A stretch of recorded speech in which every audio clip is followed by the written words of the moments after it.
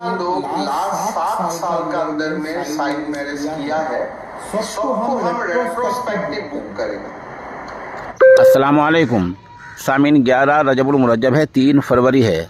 खबर का उन्वान है आसाम में कम उम्र की शादियां और उन लोगों की गिरफ्तारियां।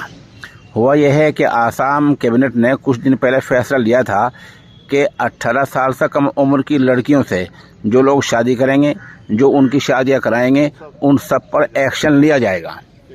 आसाम के वज़ीर आला ने 24 घंटे पहले बाकायदा प्रेस कॉन्फ्रेंस करके ये ऐलान किया है कि 7 साल पहले तक, 1 साल नहीं, माफ़ करना, 7 साल के अंदर, 6 और 1 7 बरस के अंदर जितनी शादियाँ ऐसी हुई होंगी, यानी 18 साल से कम उम्र की लड़कियों से जिन लोगों ने 7 साल के अंदर शादियाँ की होंगी, या उन शादियों में वो लोग शरीक हुए होंगे, या जिन्होंने शादी कराई होगी, उन सबको गिरफ्तार कर लिया जाएगा। इनमें पंडित, पुजारी, मौलवी, काजी, बाराती सब शामिल हैं, सबको गिरफ्तार किया जाएगा, ऐसा आसाम के वज़ीर आला ने ऐलान किया है। चुनाचे आज 3 फरवरी है, आज से एक्शन शुरू हो गया है।